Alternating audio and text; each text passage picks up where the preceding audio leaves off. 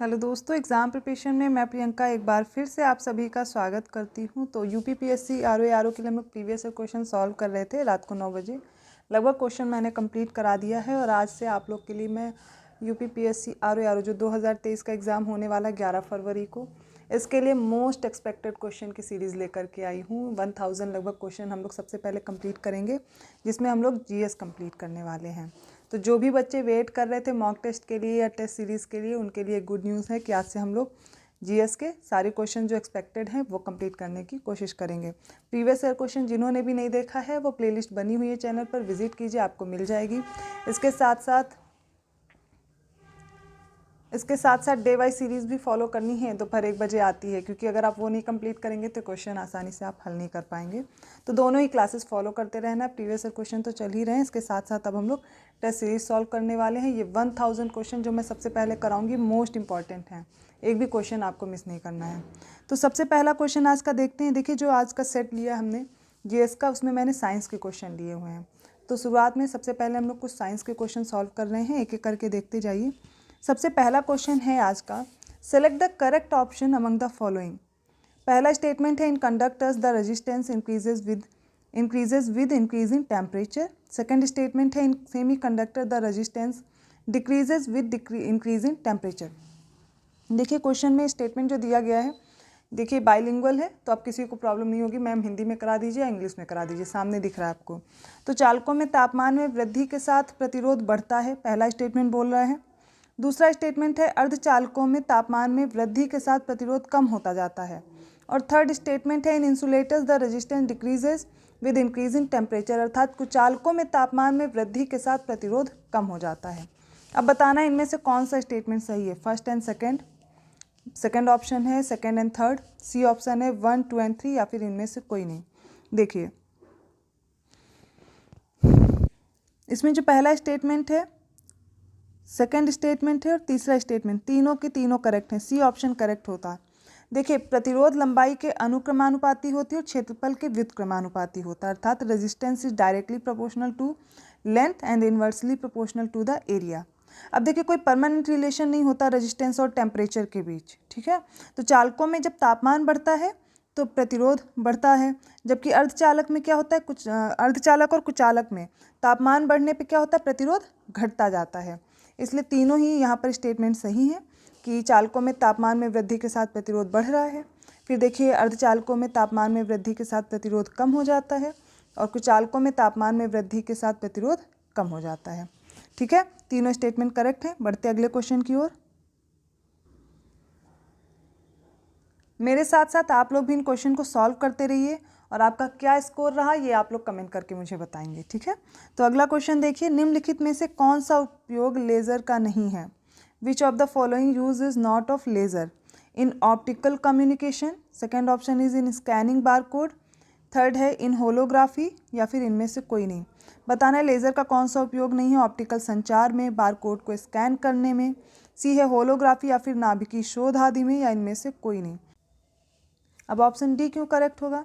देखिए, जो लेज़र का उपयोग है तीनों ही है, ऑप्टिकल कम्युनिकेशन अर्थात ऑप्टिकल संचार में, बार कोड को स्कैन करने में, होलोग्राफी या फिर नाभिकीय शोध में भी इसका प्रयोग होता है, इवन कैंसर या ट्यूमर होता है उसके इलाज में भी इसका प्रयोग किया जाता है।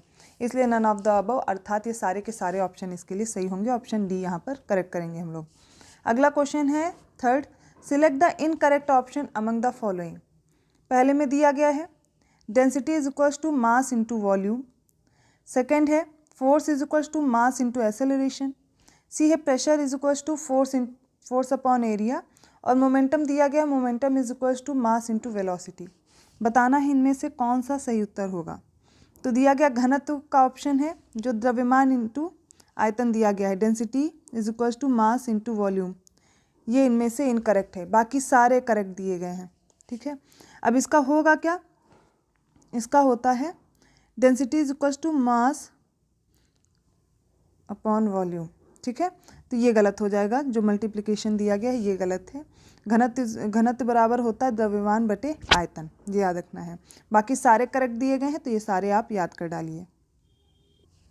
फोर्थ क्वेश्चन है, heavy water is used as moderator to control the movement of A neutron, B proton, C electron या डी है नन ऑफ द दीज। देखिए, भारी जल का प्रयोग मंदक के रूप में किसकी गति को नियंत्रित करने में किया जाता है, ये पूछा गया है। न्यूट्रॉन, प्रोटॉन, इलेक्ट्रॉन या इनमें से कोई नहीं।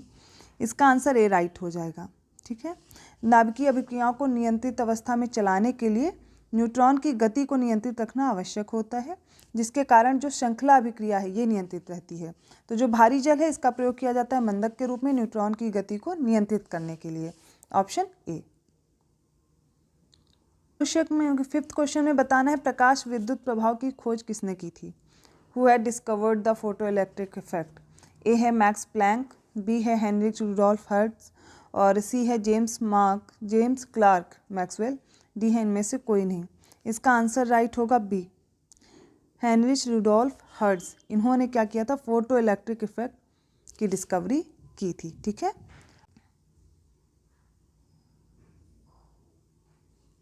सिक्स्थ क्वेश्चन है thorium is found in maximum quantity in the monazite sand of the C coast of dash in India. यह है तमिलनाडु, बी है कर्नाटका, सी आंध्र प्रदेश या फिर कोई नहीं।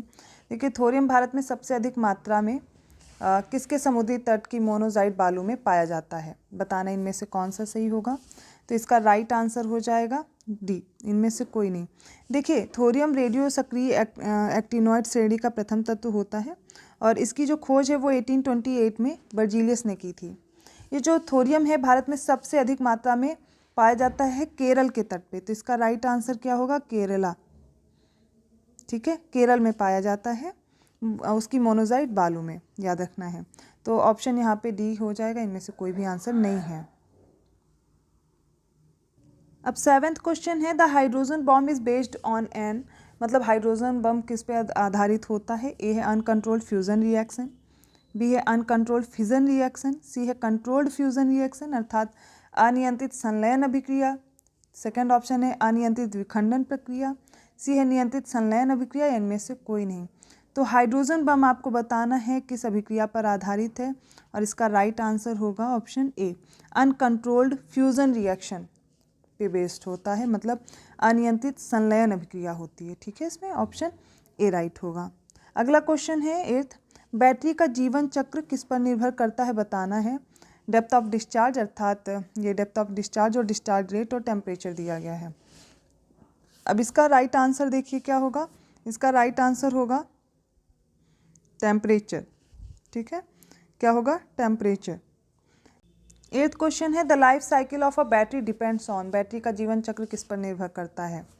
फर्स्ट है डेप्थ ऑफ डिस्चार्ज, सेकंड है डिस्चार्ज रेट, थर्ड है टेम्परेचर। अब इन तीनों में से बताना है कौन सा आंसर करेक्ट है। 1 और 2, बी ऑप्शन है सेकंड 2 और थर्ड, सी है 1, 2 और थर्ड या फिर इनमें से कोई नहीं। तो देखिए, किसी भी बैटरी का जीवन चक्र तीनों पर निर्भर करेगा, depth of discharge, discharge rate, उसका टेम्परेचर, इन तीनों पे ऑप्शन सी राइट होगा। अब 9th क्वेश्चन है आइस क्यूब न्यूट्रिनो वेधशाला दुनिया की सबसे बड़ी न्यूट्रिनो टेलीस्कोप वेधशाला है जिसका निर्माण डैश के अमुंडसेन स्कॉट दक्षिण ध्रुव स्टेशन पर किया गया है। ए है ऑस्ट्रेलिया, बी है आर्कटिक, सी है अंटार्कटिका या फिर डी है साइबेरिया। इनमें से क्या राइट आंसर होगा और इसका सही उत्तर हो जाएगा ऑप्शन सी, अंटार्कटिका। 10वां प्रश्न है इनमें से किसका प्रयोग सौर सेल बनाने के लिए किया जाता है जो प्रकृति में प्रचुर मात्रा में उपलब्ध है। फर्स्ट है सिलिकॉन, सेकंड है एंटीमनी, थर्ड है सीजियम। अब इनमें से बताना केवल एक है, केवल दो है, एक या दो है या फिर तीनों है, कौन सा उत्तर इसमें सही होगा। देखिए, इसका राइट आंसर होगा केवल ए, ओनली ए, सिलिकॉन। ठीक है, सिलिकॉन का उपयोग होता है सौर सेल बनाने के लिए जो कि प्रकृति में नेचुरली अवेलेबल होता है, लेकिन सौर सेल बनाने के लिए जो उपयोग किए जाने वाले विशिष्ट ग्रेड के सिलिकॉन होते हैं उनकी जो उपलब्धता है वो बहुत कम है। ऑप्शन ए राइट है, सिलिकॉन याद रखिए is used to make solar cells which is available in abundance in nature. 11th question है which of the following are used in the manufacture of periscope. Periscope के निर्माण में निम्नलिखित में से किसका उपयोग किया जाता है। फर्स्ट है प्रिज्म, सेकंड है मिरर, थर्ड है कॉन्वेक्स लेंस, फोर्थ है कॉनकेव लेंस। अब इसमें से ऑप्शन ए है first and second, option B है second and third, option C है third and fourth, option D है सेकंड, थर्ड एंड फोर्थ। अब इसमें से बताना है कौन सा राइट आंसर है। इसका राइट आंसर होगा फर्स्ट, प्रिज्म और मिरर। ठीक है, प्रिज्म और जो दर्पण है इसका उपयोग किया जाता है पेरिस्कोप के निर्माण में। अगले क्वेश्चन की ओर बढ़ते हैं। 12th क्वेश्चन में बताना है किसके कारण वास्तविक सूर्यास्त तथा आभासी सूर्यास्त के बीच समय का अंतर लगभग 2 मिनट होता है। Due to dash the time difference between the actual sunset and the virtual sunset is about 2 minutes. A atmospheric refraction, B atmospheric reflection, C atmospheric diffraction या फिर नन ऑफ द अबव। अर्थात वायुमंडलीय अपवर्तन या वायुमंडलीय परावर्तन या फिर वायुमंडलीय विवर्तन। इसका राइट आंसर होगा एटमॉस्फेरिक रिफ्रैक्शन, अर्थात वायुमंडलीय अपवर्तन की वजह से सूर्यास्त तथा आभासी सूर्यास्त जो होता है उसके समय का अंतर लगभग सिर्फ 2 मिनट का होता है।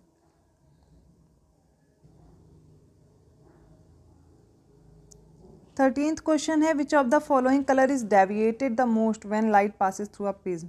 कौन सा रंग है जो सबसे ज़्यादा विक्षेपित होता है जब प्रकाश एक प्रिज्म से होकर के गुजरता है? लाल रंग, बैंगनी, हरा या पीला? इसका राइट आंसर होगा ऑप्शन बी, वायलेट कलर। बैंगनी रंग सबसे ज़्यादा विक्षेपित होता है, तो सबसे कम कौन सा होगा? इसी का जस्ट अपोजिट लाल रंग। ठीक है, 14th क्वेश्चन है which of the following phenomena in nature occurs due to the total internal reflection.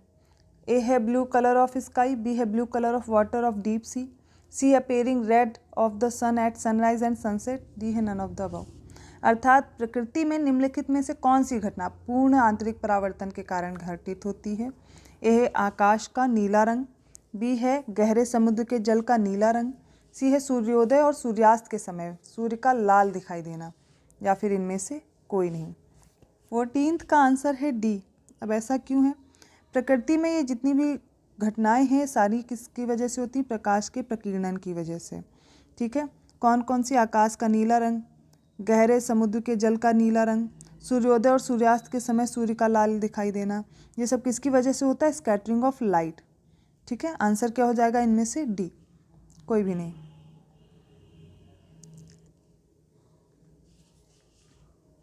15th question है which of the following instrument converts chemical energy into electrical energy. A है electric cell, B है electric motor, C है electric fan या फिर turbine. अब इनमें से बताना है कौन सा ऐसा उपकरण है रासायनिक ऊर्जा को विद्युत ऊर्जा में कन्वर्ट करता है? विद्युत सेल, विद्युत मोटर, बिजली का पंखा या फिर turbine. Right answer is electric cell.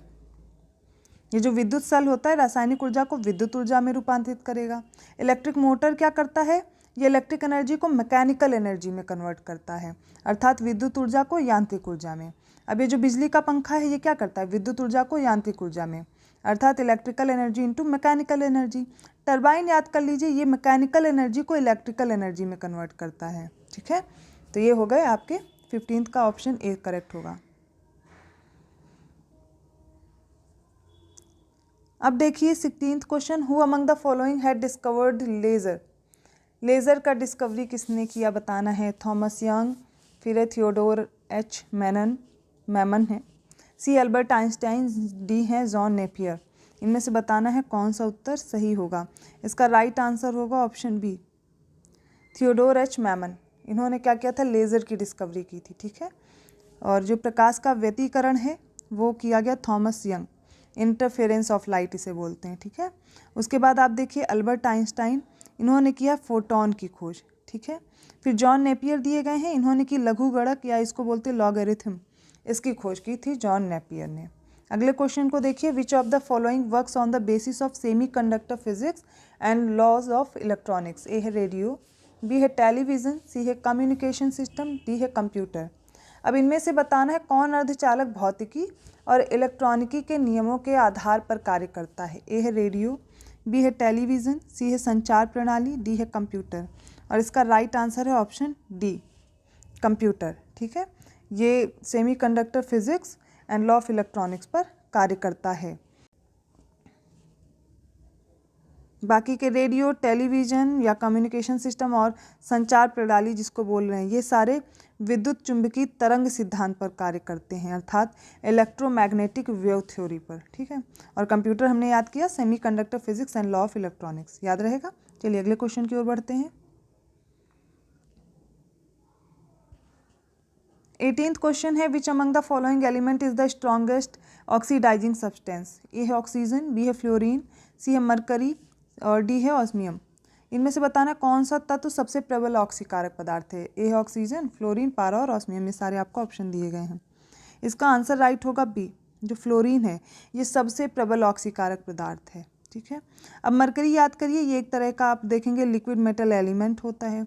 Osmium heaviest element है, इसको याद रखना है। और जो ये ऑक्सीजन है ये मोस्ट अबेंडेंट एलिमेंट है ह्यूमन बॉडी में, मतलब सबसे ज़्यादा पाया जाता है मनुष्य की बॉडी में। ठीक है, ह्यूमन बॉडी में पाया जाता है। ऑप्शन बी राइट होगा, फ्लोरीन। 19th क्वेश्चन है which of the following is the most reactive metal element. इनमें से बताना है कौन सा सबसे अधिक क्रियाशील धातु है। ए है गोल्ड, बी है फ्लोरीन, सी है सीजियम या फिर इनमें से कोई नहीं। इसका राइट आंसर है सी, सीजियम। सीजियम सबसे ज़्यादा अभिक्रियाशील धातु है, तत्व है। ठीक है, और इसमें जो दिया गया है सबसे ज़्यादा आघातवर्धनी तत्व जो होता है, मोस्ट मैलिएबल एलिमेंट क्या होगा, वो गोल्ड हो जाता। और मोस्ट रिएक्टिव नॉर्मल एलिमेंट आप देखेंगे फ्लोरीन होगा। मोस्ट रिएक्टिव मेटल देखेंगे वो हो जाएगा आपका, मोस्ट रिएक्टिव मेटल एलिमेंट हमने बात की थी वो सीजियम हो गया। ठीक है, 20th क्वेश्चन देखते हैं अब। 20th क्वेश्चन है which of the following is use to make communication equipment for aircraft. A है नाइक्रोम, बी है फॉस्फोर ब्रॉन्ज, सी है एल्निको और डी है रोज मेटल। बताना है वायुयान के संचार उपकरण बनाने के लिए निम्न में से किसका उपयोग किया जाता है। ए है नाइक्रोम, बी है फॉस्फोर ब्रॉन्ज, सी है एल्निको और रोज मेटल। इसका आंसर हो जाएगा बी, फॉस्फोर ब्रॉन्ज जो है, ऑप्शन बी, माफ़ कीजिएगा, ये option B phosphor bronze use किया जाता है वायुयान के संचार उपकरण बनाने में। ठीक है, ये याद रखिएगा। नाइक्रोम याद कर लीजिए, for making electric heating component, मतलब जो विद्युत तापन अवयव होते हैं उनमें बनाने में किया जाता है। ठीक है, अब इसके बाद हम लोग फॉस्फोर ब्रॉन्ज तो याद ही कर चुके हैं। इसके बाद आ जाता है एल्निको, ये किया जाता है चुंबकों के निर्माण में, एल्निको का। रोज मेटल याद कीजिए स्वचालित फ्यूज़ बनाने में, अर्थात in making of automatic fuses. ठीक है, अगला क्वेश्चन देखिए 21 है which of the following salt is used as an industrial cleaning agent. A है सोडियम हाइड्रोक्साइड, बी है कैल्शियम हाइड्रोक्साइड, सी है पोटेशियम हाइड्रोक्साइड या फिर इनमें से कोई नहीं। तो देखिए इनमें से कौन सा लवण है जो औद्योगिक सफाई अभिकर्ता के रूप में प्रयोग होता है। इसका राइट आंसर होगा option A, sodium hydroxide use होता है औद्योगिक सफाई में अभिकर्ता के रूप में। और जो बॉक्साइट होता है वो प्रयोग किया जाता है अयस्कों के शोधन में। ठीक है, याद रहेगा। तो यहाँ पर कौन सा हो गया, सोडियम हाइड्रोक्साइड, जो कि औद्योगिक सफाई अभिकर्ता के रूप में प्रयोग किया जा रहा है। 22nd क्वेश्चन देखिए, choose the substance from the given options which is least acidic in nature as per the pH value. A है ब्लैक कॉफ़ी, बी है गैस्ट्रिक जूस, सी है सोडा या फिर डी है टमेटो। अब इनमें से बताना है पीएच मान के अनुसार निम्नलिखित विकल्पों में से वह पदार्थ बताना है जो प्रकृति में सबसे कम अम्लीय हो। अब इसका जो राइट आंसर हो जाएगा वो देखिए होगा ए, ब्लैक कॉफ़ी। इसकी पीएच वैल्यू याद रखिए 4.5 से 5.5 होती है। और गैस्ट्रिक जूस जो होता है इसकी होती है 1.2 से 2, तो ये सबसे ज़्यादा एसिडिक होता है। ठीक है, सोडा का होता है 3.2 से 3.9। इसमें टमेटो दिया गया है, टमेटो का होता है 4 से 4.4। याद कर लीजिए पीएच वैल्यू, जैसे मैं बोल रही हूँ वो लिख लीजिए। ब्लैक कॉफ़ी का 4.5 से 5.5, गैस्ट्रिक जूस का होता है 1.2 से 2, सोडा का होगा 3.2 से 3.9 और टमेटो का होगा 4 से 4.4। ये इनकी पीएच वैल्यू है। ठीक है, सबसे कम किसकी होगी, सबसे लीस्ट एसिडिक पूछा गया, सबसे कम अम्लीय ब्लैक कॉफ़ी होती है। ठीक है, उसके अलावा सारे एसिडिक ही हैं। 23rd क्वेश्चन है, क्षारीय लवण का जलीय विलयन लाल लिटमस पेपर को किस कलर का कर देता है। The aqueous solution of alkaline salt turns red litmus to. A option है ब्लैक, बी है ग्रीन, सी है ब्लू या फिर डी है वाइट। और इसका राइट आंसर होगा ब्लू। तो रेड लिटमस को जो एक्वस सॉल्यूशन होता है एल्कलाइन सॉल्ट का वो ब्लू कलर का कर देता है। ठीक है, ऑप्शन सी राइट होगा। अब जो अम्लीय लवण होता है एसिडिक सॉल्ट, ये क्या करेगा, ये नीले लिटमस को लाल कर देगा। जो क्षारीय लवण होता है जिसे एल्कलाइन सॉल्ट बोलते हैं, ये लाल लिटमस को ब्लू कर देता है। जो न्यूट्रल सॉल्ट होता है, उदासीन लवण होता है, वो क्या करता है, एक्वस सॉल्यूशन जो होता है इसका कोई भी इफेक्ट नहीं पड़ता लिटमस पे, क्योंकि ये क्या है, ये तो ऑलरेडी न्यूट्रल सॉल्ट है। इसी तरह करके याद कर लीजिए। 24th क्वेश्चन है, potassium nitrate is not used in which of the following? A in the manufacture of gunpowder, B है in the manufacture of toothpaste for sensitive teeth, C is as an oxidiser in rocket fuel, D है as a foaming agent in toothpaste. बताना है potassium nitrate का प्रयोग निम्नलिखित में से किस में नहीं किया जाता? ए है गन पाउडर के निर्माण में, बी है संवेदनशील दांतों के लिए टूथपेस्ट के निर्माण में, सी है रॉकेट ईंधन में ऑक्सीकारक के रूप में, और डी है टूथपेस्ट में झाग अभिकर्ता के रूप में। अब बताना है इसका कौन सा आंसर राइट होगा। इसका आंसर राइट है डी। इनमें से ये याद रखना है, एज अ फोमिंग एजेंट जो टूथपेस्ट में होता है उसके लिए नहीं यूज़ होता, बाकी इन तीनों में यूज़ होता है। पोटेशियम नाइट्रेट उर्वरक, कांच, गन पाउडर, औषधि निर्माण, संवेदनशील दांतों के लिए दंत मंजन निर्माण में, रॉकेट ईंधन में, ऑक्सीकारक रूप में, सब में यूज़ होता है, ठीक है। लेकिन जो सोडियम कार्बोनेट है वो यूज़ होता है झाग के लिए टूथपेस्ट में। तो इसका क्या आंसर होगा? Sodium carbonate as a foaming agent in toothpaste.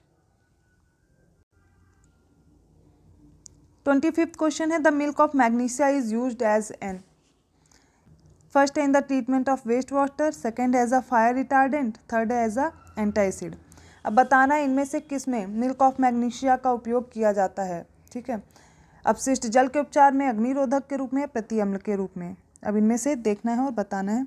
Option भी उसी के अकॉर्डिंग दिए गए हैं। इसका राइट आंसर है 1, 2 एंड 3, तीनों में होता है मिल्क ऑफ मैग्नीशिया का यूज़, ठीक है। In the treatment of waste water, as a fire retardant और एंटाइसिड के रूप में। तो यहाँ तक हमने साइंस के कुछ इंपॉर्टेंट क्वेश्चन देखे जो आपके एग्जाम पॉइंट ऑफ व्यू से बहुत इंपॉर्टेंट है। आपको ये सारे क्वेश्चन कंप्लीट करने हैं। आई होप आपको ये क्वेश्चन समझ में आए होंगे, बेहतर लगी होगी टेस्ट सीरीज़, और आप अपना स्कोर मुझे कमेंट करके ज़रूर बताइएगा। ऐसे ही और क्वेश्चन के लिए प्रिपेयर रहिए। मिलते हैं नेक्स्ट टेस्ट सीरीज़ में। ऐसे ही फॉलो करते रहिए और लोगों को भी शेयर करते रहिए चैनल। और आपको वीडियो को लाइक करना है, चैनल को सब्सक्राइब करना है और लोगों को शेयर भी करना है। और ऐसे और क्वेश्चन देखने हैं तो बेल आइकन प्रेस करना पड़ेगा अदर वीडियोज़ के लिए। मिलते हैं नेक्स्ट क्लास में, तब तक के लिए धन्यवाद।